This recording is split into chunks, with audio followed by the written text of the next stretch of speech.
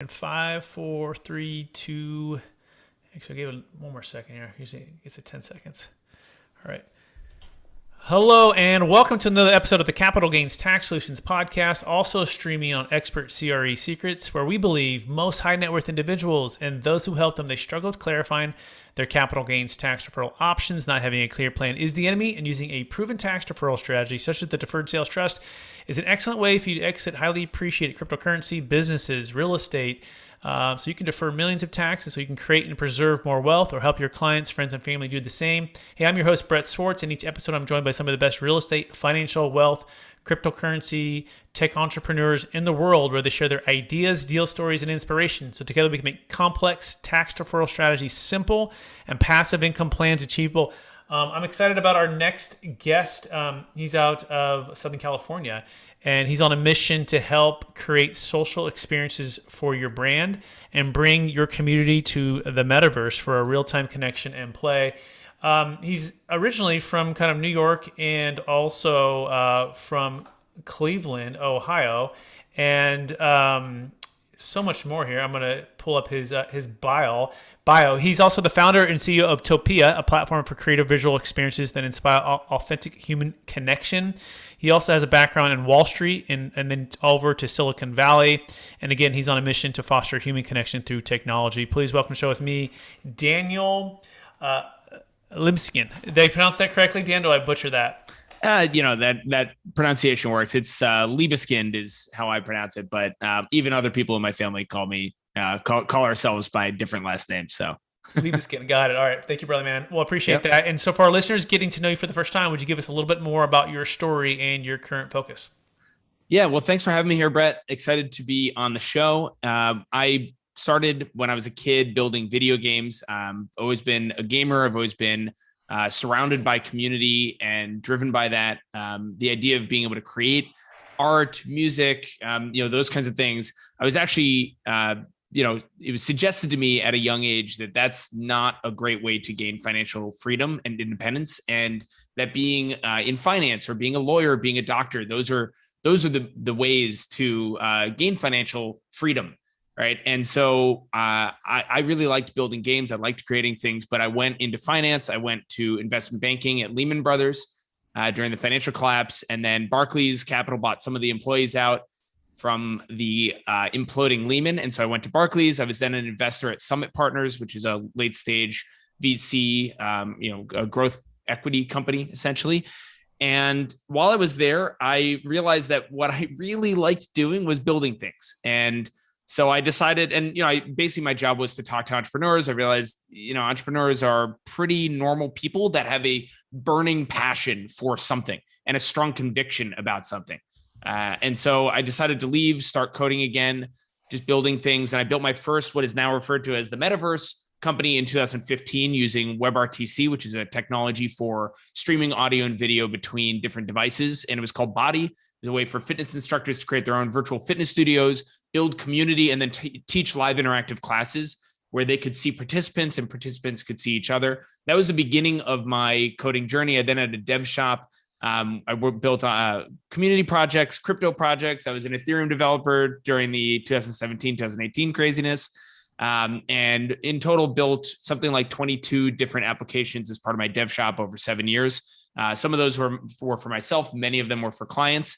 And I've along the way had conviction that the real-time internet was coming, that the internet was the asynchronous internet is very leveraging, right? You can create content and then share it, broadcast it, reinforces persona, whatever you're crafting, and people can consume it asynchronously, not real time. That is very leveraging, and that's kind of where the internet has been. But if you look towards multiplayer games, MMOs, even the rise of Zoom and other webinar platforms, you have real-time connection, which is just way more authentic, way more human. And so this passion to bring what is happening in MMOs and games into the mainstream and make it possible for remote work, but also remote play and remote community and driving access to millions of people around the world being able to join a community instead of the people that live geographically close. And so I started Topia in 2020. It actually started as a VR platform in 2019. And then the pandemic hit. I realized that people did not have VR devices. This was not an accessible technology yet. And so restarted as a browser-based application, wound up hosting Burning Man virtually in 2020 and then again in 2021. And along the way, we've hosted many large enterprise companies and communities, Asana, Okta, Autodesk, Adobe on the enterprise front, and then many different communities. We've had weddings and birthday parties, and it's been really special. It's very special. And wow, what an introduction. That is so amazing. I love the background. I love that you went through some of the crash and some of the craziness of Wall Street. And I love that you went back to your passion, which is building things, right? Which leads into this next question. You know, Daniel, I believe we've all been given certain gifts in this life, and these gifts have been given to us to be blessing and help to others. Some people call them strengths, some people call them superpowers. I want you to go back to that, that video game, that younger days where you're just learning about video games and playing, just for the love of it all, right? What gifts do you believe you were given, and how does that help how you help and bless people today?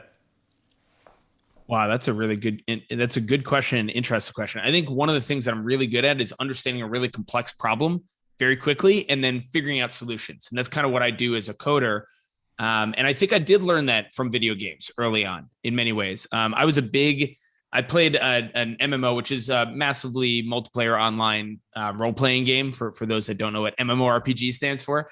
I played one in particular called Star Wars Galaxies when I was pretty young, and there they had a whole an ecosystem, like an economy, and you could specialize in different things, create content, create weapons, use raw materials, convert them into things, and then sell them.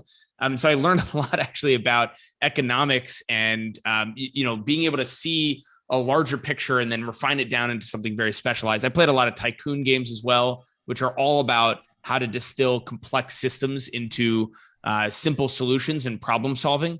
And so I would say that, I before I started Topia, what I called myself was a rapid prototyping specialist. I actually built the first prototype of Topia. We launched in public 3 weeks after the first line of code was written. And so, and that's just because I've honed myself over and over and over and over again in figuring out something really complex, figuring out what the MVP is, minimum viable product, and then building it really fast and getting it out there and getting people using it, getting people telling me what's wrong with it, how it can be improved. And I love that. I love when people use my technology, my products, and especially when it brings a smile to their face or makes them feel anything. Incredible. I love that. So so the first one is understanding complex problems and then solving it, right? And then, but not just that, but being able to rapidly separate what's going to be viable and what's going to be usable and getting it out to the market, which leads into this concept called radical open-mindedness, right? Which is like, hey, let's just get it out there and let's just see, what the feedback is and let's improve upon that. Is that a fair summary? Yeah, definitely. And, a lot of people are afraid to have their things in public. A lot of companies, for example, are stealth, they go in stealth. Or they make you sign an NDA before they'll even give you the idea or anything like that.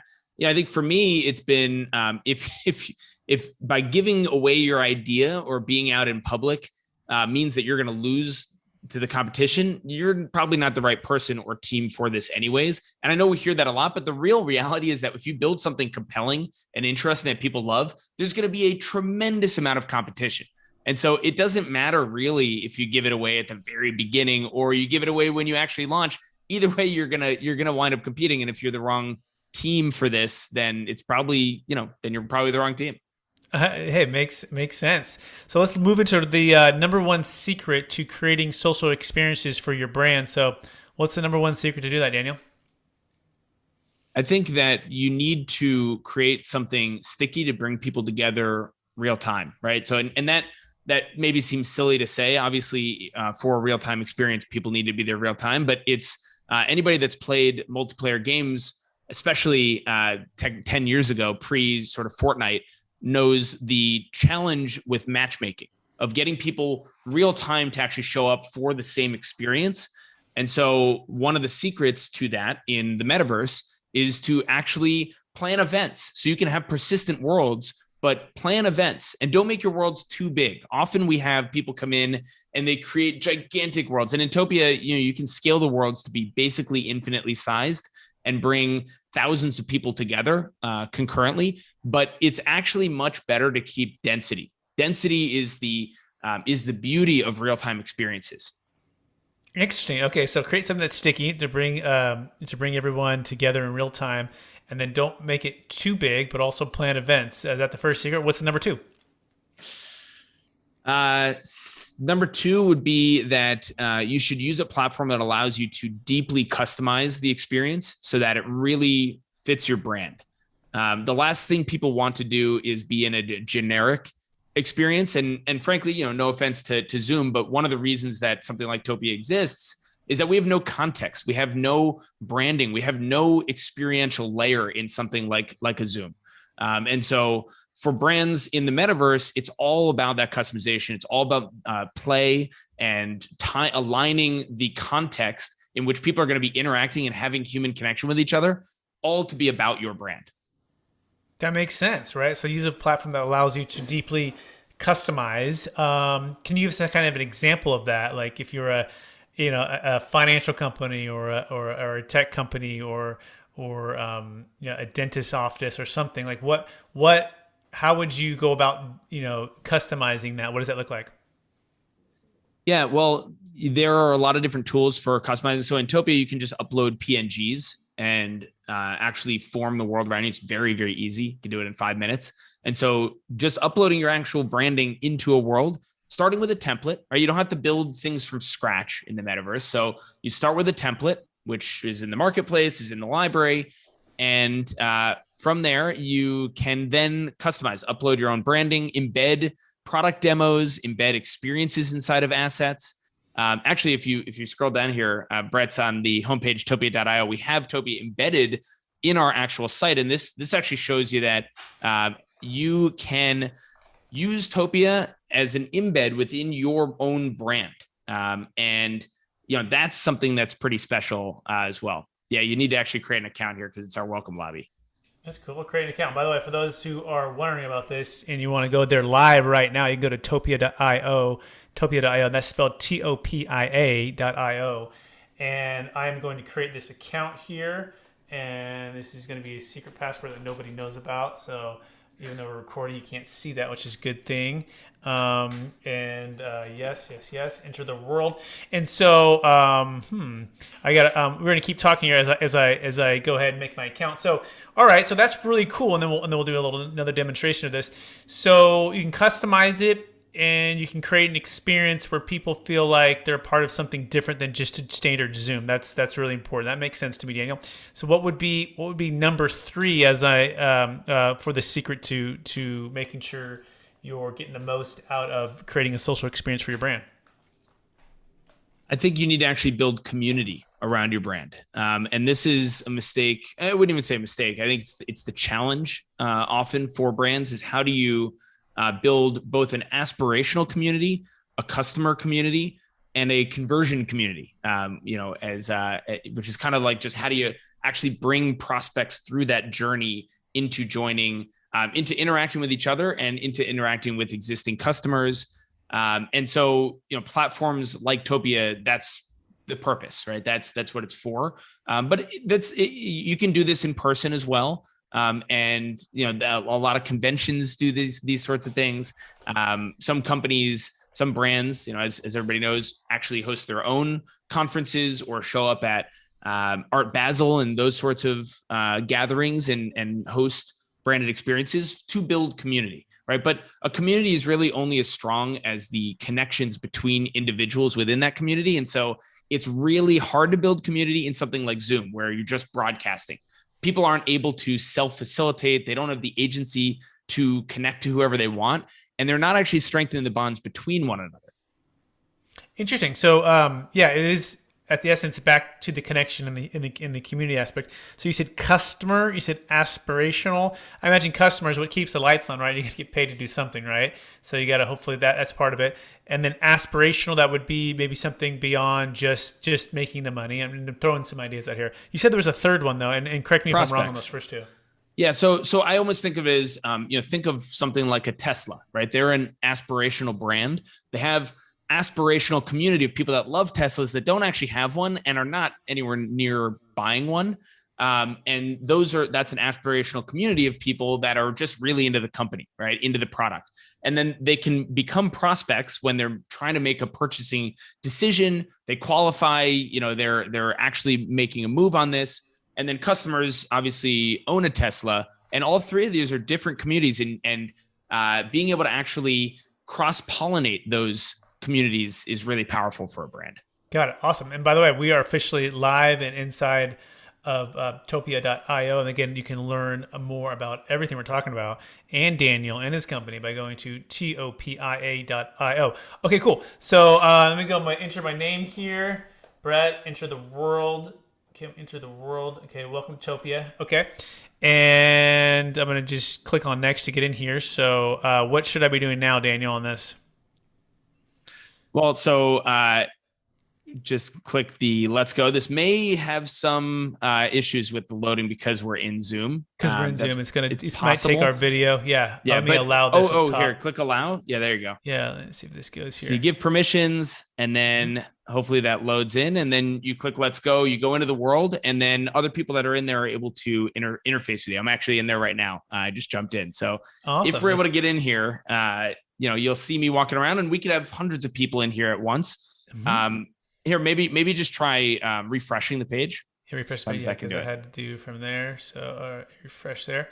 And by the way, I play some Fortnite with my daughters, right? And we battle, and we game plan, and we connect with some other friends. My other buddy has 4 kids. I got 5, and so it's he and I, and then we each have a one of our kids as our team member. We all go in and try to win the game. And so it's a lot of fun, right? Because otherwise some of the dads don't get as much time together unless they're spending with the kids. So it's kind of a hybrid, and we get to talk and catch up, and we're not just sitting on the phone talking to each other. We're having fun with our kids. And so it's a win-win-win. So exactly. And it looks like a social experience, right? You have the context around you in which you're interacting. So it's not like you're just sitting there staring at each other. You're actually doing something. You're playing. Yeah. And there's that camaraderie. There's that excitement and frankly, it's just context. And that's what happens in real life. You never really just meet with somebody and just sit there and stare at them. You have a world around you, right? You're at a bar, you're at a restaurant, you're at a concert. And so that's really important to forming memories, which are really the glue that is the human connection. Yeah, in fact, I'm going to give Daniel the screen sharing capability, because mine, I think it's locked up a little bit with the Zoom. But the exactly right. And I think, and guys in general too, girls too, if you're not doing something, sometimes it's, especially with our busy lives, we're like, it's like if we can be working out and listening to a podcast, if we can be, golfing and hanging out, social, if you can play basketball, whatever it might be. So it makes sense that we take the digital world to the metaverse, right, for all of these things. So that being said, yeah, are you cool to share your screen? Yeah, it says it's disabled though. Okay, yeah, I gotta make you the co-host. So boom. Made you the co-host, so you should be able to share it now. So Dan's going to be sharing his screen here, because what better way to experience talking about the metaverse than seeing kind of live what this thing can look like. So cool. Talked about what we're seeing here, because some people are listening to this on the podcast and they actually can't see our screen unless they go to our YouTube channel, which you should go to and subscribe. Capital Gains Tax Solutions YouTube channel, or Expert CRE Secrets YouTube channel. So what we're seeing here is basically an entire world around us that's been created, and all of this is highly editable. So see this water cooler, I can just click and move it, and I can move the water cooler up above. There's other people in here that we can connect to. You can embed content. So I just won a pitch competition actually right before this. And so that pitch competition is embedded inside this asset spatially. And so, if you think about this as like product demos as an example, you can actually make the entire world a journey through your product. And then you can have your salespeople or your marketing people or your community managers actually be in the world real time, able to interface with people that jump into the world. And, like you're seeing on our homepage, you can actually embed Topia inside of whatever your marketing assets are. Now, we require people to create an account, but Topia is incredibly customizable and configurable. So you can choose for your worlds not to have that requirement, as an example. And here you can see Erica is near me. So we're connected on audio and video. And I'm going to mute myself so she doesn't have to hear us talking about this. Although maybe, hey, Erica, how you doing? Her audio's not coming through, but you can hear her, but I can't hear her because it's not connected. But yeah, that's fine. So we're talking, and then I can move away and we disconnect, right? And so there could be hundreds of people in here, thousands of people, and you're only connecting to the people that you're actually close to, that you're in proximity to. Again, kind of like how real life works. Mm-hmm. So cool. Okay, so let me kind of bring this out for a little more real life too. Someone learning about this for the first time. So I love the way you put like the product experience or like he has engineering, marketing department, different departments here. It's like a campus for those who are wondering. It's got grass. It's got like buildings that have no roofs that you can see inside of them. And then there's also like videos of him live there too. So it's kind of it's the metaverse, right? In that scenario. So you mentioned like someone could walk into if they're trying to educate someone like on courses or something, right? It's more of an interactive. They can experience it versus just clicking on like a button. Is that a good way to think about it too? On like if someone was trying to teach someone something or go through a product demonstration. Yeah, absolutely. And this is just a URL. So take an example on most people's homepages, they have a book a demo, especially SaaS platforms, book a demo. You're trying to make a decision right then, but you have to asynchronously book a demo. It might be 3 days later. You're not even trying to make that purchase decision anymore. And instead, now you can actually have a button where you go right into a world and you talk to a salesperson right there. And by the way, you're interfacing with people that are part of the customer community, other customers of this thing already that are customers or prospects, other people that are considering buying the thing. And so, that ability, and then sure, if you're trying to learn or you're trying to teach somebody, SDRs we have including Topia Worlds in their outbound emails.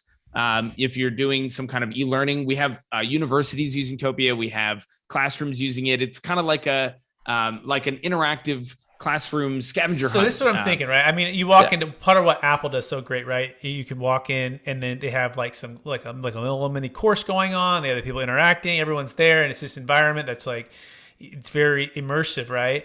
And so that's correct me if I'm wrong. You're kind of bringing that world to. So if someone's interested in something, you're like, well, what if I could just show up and walk into their store today, right? And be connected with somebody and in real time, like not just a bot, saying, hey, answering the things, like this is an actual person with you live. And by the way, someone, because I remember standing, if you go shopping for stuff and someone's next to you and they're going, well, I'm shopping for the same thing. I'm going through the same process. And all of a sudden, you're right. It's completely it's 100% better than would be just static. Is that what you're saying, Daniel? Absolutely. And you also have serendipity, right? So take the Apple Store example. Sometimes I've gone to the Apple Store and I run into somebody I know who's buying a MacBook and asks me for advice. They trust my opinion, right? And if you're a SaaS software vendor and you're selling a MarTech solution and marketing people are coming in, a lot of them actually know each other, right? So you get to actually have somebody that knows each other, that's a customer, explain why they're a customer to somebody that trusts them. That is impossible in something like Zoom, but it is possible in Topia. This is so cool, Daniel. And so for our listeners who want to get started or check this out or get a demo or like what I don't know, there's cost, different things. Like what are kind of the next steps for people if they're like interested? So here we have some people from my team, by the way, that just jumped in for anybody that can actually see what's going on. Hey, Sam. And so to get started, you just go to topia.io. You can create a world for free. You can have up to 25 people in there. You can customize it fully. And then we're kind of like a venue. So we charge based on venue size. If you want to have 100 people capacity, the ability to have up to 100 people at a time, that costs $400 a month. And if you want to have 1,000 people at a time, which is, by the way, a lot of people, then, it's $4,000 a month. But a lot of people are spending, somewhere between $30 and $100 a month. They have relatively, small venue size, but you're able to bring basically an infinite number of people through, have as many events as you want, as long as you don't exceed that capacity, that venue capacity. And people like leave a message. Like, what if they come in like at 9 a.m. and no one's in there? They can like maybe leave a message there, and then someone comes in and says, "I'll meet you there later." Like, can you is it kind of customizable with setting meetings or meeting places and all that stuff? Yeah, absolutely. And everybody can have their own world. You can also, so we just saw Sam. I can actually, you can leave messages for people. So kind of like send them post boxes. It's not just real time connection. We have a lot of chat. You can chat to everybody in the world. You can embed text within the world. So you could do just like you said, kind of like when people were in college and you had a whiteboard and people are leaving you notes. You can do that sort of thing in Topia as well. This is so cool. And by the way, you can go to topia.io, topia.io to check it out. Excellent. So if you want to stop sharing, we'll continue the conversation if that's cool, Daniel. So we're going to shift a little bit here to capital gains tax, right? Because people are like, what in the world? Why are you guys talking about metaverse? Well, it's a couple of things. We're entrepreneurs at heart. We're real estate investors at heart. We work with crypto folks, tech folks, work with business professionals, entrepreneurs. Like all of that combines to the future of what's going on. So I do trust that everyone is appreciating and seeing the value here. But beyond that too, we're also brass tacks. Like when we go to sell these big businesses, we're faced with huge capital gains taxes or real estate or cryptocurrency. And so we focus like a laser, Daniel. Our passion is helping people defer the tax, unlock freedom for the capital, and redeploy it into other tech entrepreneurial businesses or real estate, diversify their wealth, exit crypto high, defer millions of tax. So I'm curious, Dan, on your experience with what you've done so far, what have you seen for yourself, friends, or family when it comes to, or friends, deferring capital gains tax on the sale of highly appreciated tech companies or businesses or crypto? Yeah, it's really an interesting question. And I have not, exited in a big way a tech company or anything like that. But I was a relatively early crypto investor. I was, as I mentioned, I was an Ethereum developer. I've been a big Bitcoin advocate for many years. And so, there is some capital gains if I were to sell those things. Nothing that's worth moving to, say, Puerto Rico for. But that is one of the things that we've been seeing right across the industry, especially with Bitcoiners, is a massive move away from California. I had a lot of friends in California that were early Bitcoiners that are no longer here because it becomes increasingly expensive to actually live in a state like California or New York. And so a lot of people moving to Miami or Austin, where Florida and Texas, have much more favorable conditions. And then, even as a tech entrepreneur, it's one of the challenging and frustrating and a little bit confusing things about California is that it's supposed to be sort of the place for entrepreneurs to have the best opportunities, but it's also one of the most challenging from a capital gains perspective. I'm not overly focused on it at this moment. I'm trying to just build things that people love, but it is something that I hear chirped about a lot, and especially amongst my other tech friends and crypto friends, a lot of frustration being expressed. Yeah, well, thank you for sharing that. And then the question is, can I defer capital gains tax on Bitcoin or Ethereum or other assets that are highly appreciated? And the answer is yes. And without moving to Puerto Rico or giving up your citizenship or doing something funny, decentralized, offshore, like you can literally defer tax. In fact, we did a couple deals recently for a couple tech experts out of Silicon Valley. One of them, she worked for Google, and she bought Bitcoin. 30 to 50,000 was her total cost. And then the gain went to 50 million. So the value went to 50 million. And so she never sold. In fact, she was like, I'm never going to sell unless I A, can defer the tax or something there, and B, have like some kind of investment that I want to put into. So Bitcoin hit 54,000, it was worth 50 million. She exited 5 million. And that was big for her because not only she deferred about 1.85 million of tax, didn't have to move to Puerto Rico, but also was able to redeploy the capital into a tech startup. And part of her passion was with her college roommate, which was to build a kind of like a Khan Academy online, like another way to educate the world with online education. And so she has an extra $2 million to do it with, right? And she has that freedom to diversify her wealth. We did it with another client who had Ethereum, and he bought Ethereum for about 100,000, and the Ethereum went to 13.5 million. And likewise, he was working for a big tech company. For him, he kind of wanted to retire from that and start his own crypto company and diversify his wealth.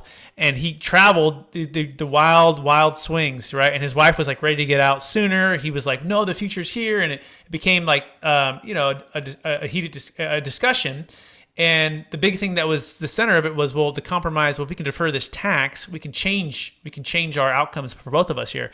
And so they did that, and they're great. They actually ended up doing 7.5 million of their 13.5.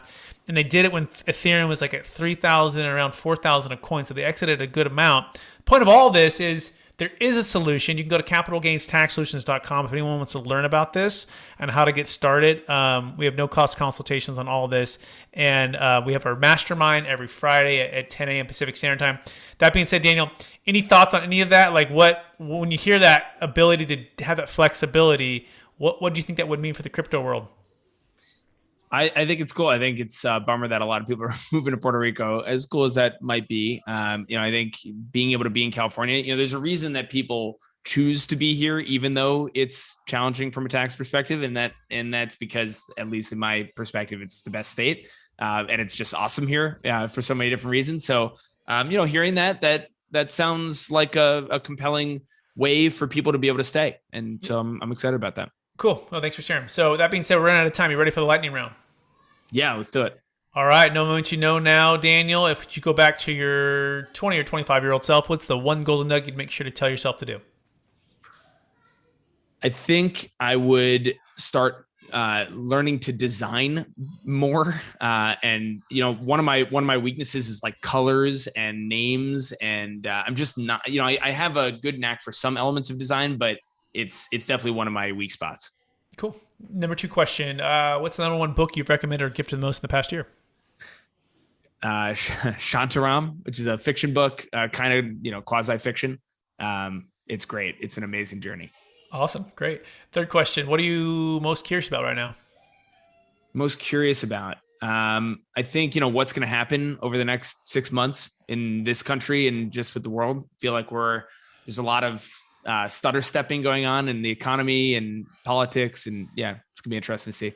Awesome. Last question. After all your success, building all the things you've built and, all the success you've had, winning this California competition with hundreds of applicants and being chosen there for that award there, which is really amazing.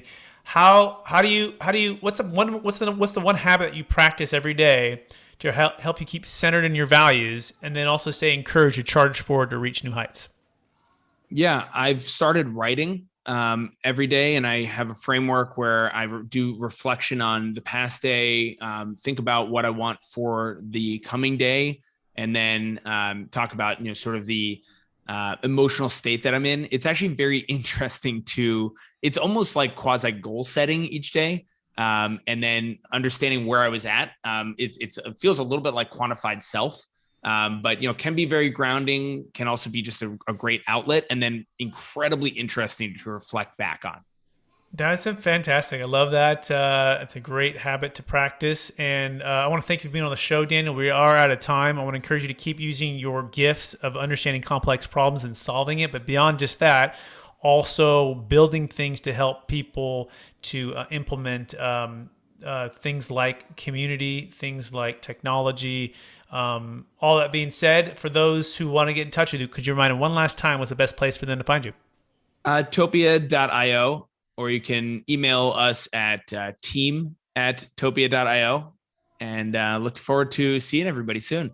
Awesome. Thanks, Daniel. I also want to thank our listeners for listening to another episode of the Capital Gains Tax Solutions podcast, also streamed on expertcresecrets.com, where we believe most high net worth individuals and those who help them, they struggle with clarifying their capital gains tax deferral options. Not having a clear plan is the enemy, and not having a clear plan is the enemy. And using a deferred sales trust is an amazing way to exit cryptocurrency without moving to Puerto Rico. Businesses, real estate, primary homes, save a failed 1031 exchange so you can diversify your wealth, create and preserve more wealth. You can go to capitalgainstaxsolutions.com to learn more about that, to join our free mastermind, a little community. Maybe we have to get the Topia going there, but if there's more than 25 people, then it's going to maybe break the system or got to come out of the pocket. But that is cool too.